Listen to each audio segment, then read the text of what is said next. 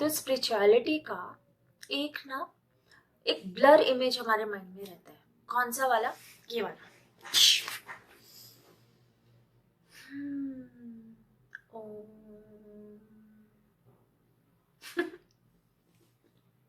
मजाक नहीं बना रही हूँ, पर बहुत सारे लोग यही सोचते हैं।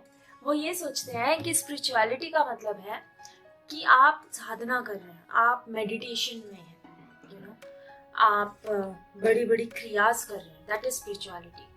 No, your sadhanas, your meditation, your kriyas are associated with spirituality. They are not the whole soul spirituality. तो आज हम इस पे बात करते हैं।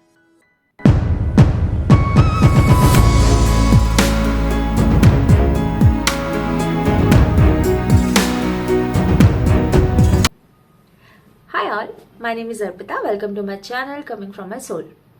तो अगर आपको भी ऐसा लगता है स्पिरिचुअलिटी वर्ड सुनते ही कि इसका मतलब तो है बस साधना, तपस्या, मेडिटेशंस और इस तरीके की कुछ प्रैक्टिसेस माने yoga and all, then that's not correct. Meditation is one of the tools of spirituality. Meditation आपके माइंड को क्लियर करता है, आपको प्रेजेंट मोमेंट पे लेकर आता है, and it connects you with your higher self so that you receive information from the spiritual world or at least be at peace with yourself. Meditation spirituality का एक छोटा सा हिस्सा है। Meditation is equal to spirituality is wrong. Meditation is part of spirituality. काफी सारे लोग meditation में जाते भी नहीं हैं और खुद पे बहुत बेहतरीन काम कर पाते हैं, क्योंकि और बहुत सारे टूल्स हैं वो करने के लिए। कुछ लोग सिर्फ मंत्रा चैंटिंग करते हैं, वो भी एक सॉर्ट ऑफ मेडिटेशन है, but that's not wholesome spirituality, right? Spirituality का मतलब है कि आप अपने ऊपर जमा हुए सारे लेयर्स को उतारना शुरू करते हैं। शॉर्ट में बताती हूँ। जब आपने एग्जाम्पल लेता है कि जब आपने धरती पे पहला जन्म लिया होगा, धरती पे हम एक्सपीरियंसेस लेने के लिए आते हैं, जब आपने फर्स्ट जन्म लिया होगा तब आपके ऊपर किसी भी तरीके के विकार का कोई प्रभाव नहीं था। आपके किसी से कोई रिलेशनशिप्स नहीं थे, ना तो आपने किसी को हर्ट किया था, ना आप खुद किसी से हर्ट हुए थे। बट जैसे जैसे हम धरती पे जन्म लेते हैं, दूसरे लोगों से मिलते हैं, दुनिया देखते हैं, तो हम धीरे धीरे धीरे धीरे उसके प्रभाव में आना शुरू हो जाते हैं। जब हमने पहला जन्म लिया होता है तो हमारे पूरे चक्रास क्लियर होते हैं, लेकिन जैसे जैसे हम विकारों के प्रभाव में आते हैं जन्म दर जन्म, तो हमारे चक्रास ब्लॉक हो जाते हैं। अब बहुत सारे जन्म लेने के बाद जब हम त्रस्त हो जाते हैं कि बस भाई बहुत हो गया, अब मुझसे नहीं हो रहा, वो पॉइंट हमारी अवेकनिंग का होता है, जब हम बैक टू होम जाना चाहते हैं। वहां से हम आए, हमने इतना सारा एक्सपीरियंस किया, अब हम थक गए, अब हमें लग रहा है ये सब हमारे लिए नहीं है, तो हमें वापस जाना है जहां से हम आए थे। पर वापस हम कैसे जाएंगे?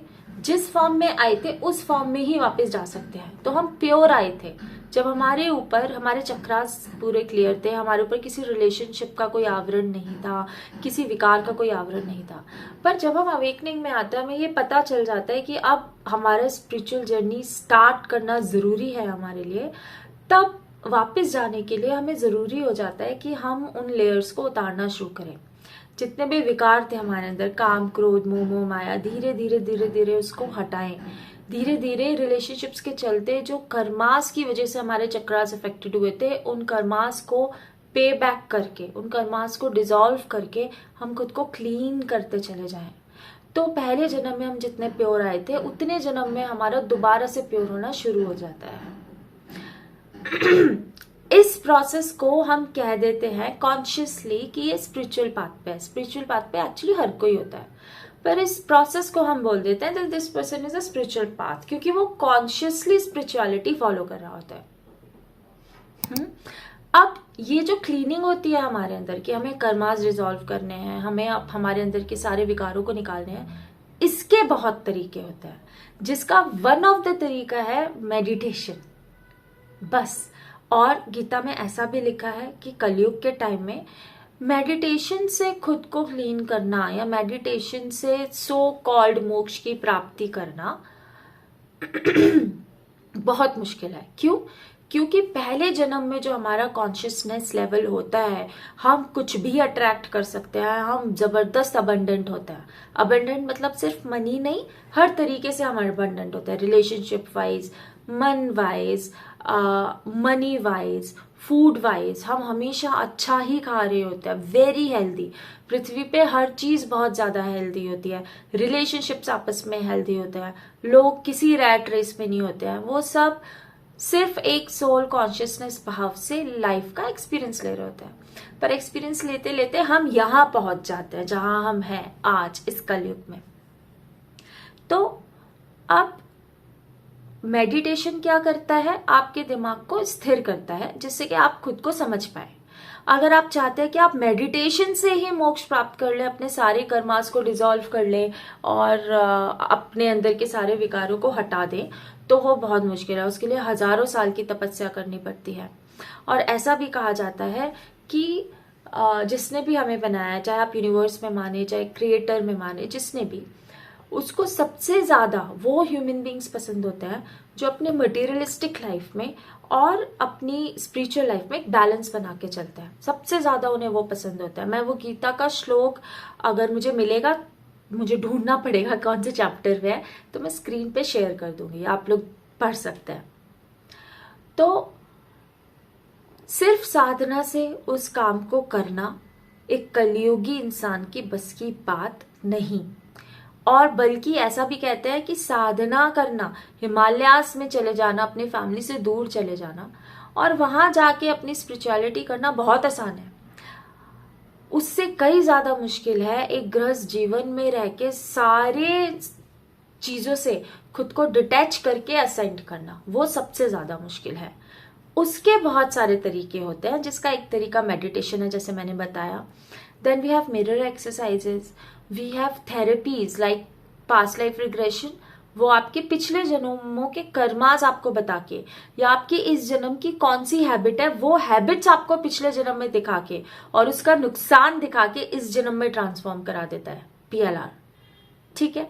या फिर कर्मास की हमने बात की, हैबिट्स की हमने बात की, और आपके फिजिकल एलिमेंट्स आपका PLR आपको दिखा देता है। आपको किसी भी तरीके का क्रोनिक डिजीज हो, अगर उसका रिलेशन पास्ट लाइफ से, तो दिखा देता है आपको। ट्रॉमाज आपको दिखाता है, फोबियाज आपके दिखाता है। क्यों जरूरी है ये छोटी छोटी चीजें देखना?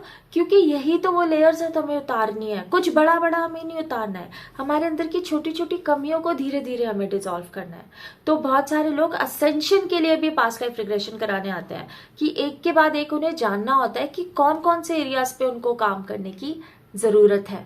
फिर आता है हमारा इनर चाइल्ड। तो इनर चाइल्ड हीलिंग हमें ये बताती है कि बचपन में ऐसी कौन कौन सी चीजों का हमारे सबकॉन्शियस माइंड पे ऐसा असर पड़ा है कि वो हमारी प्रेजेंट लाइफ का पैटर्न बन के रह गया है और हमें पता भी नहीं है, और उसकी वजह से हम सफर कर रहे हैं। तो वो भी हमारे हैबिट्स को, हमारे चक्रास पे, हमारे मन पे, जहां पे भी वो घाव लगा हुआ होता है, उसको साफ करता है। चक्रा पे घाव लगने का क्या मतलब होता है? सेम है, जो आप फील कर रहे हैं वो आपकी बॉडी फील कर रही है। So that is just reflecting on your chakras.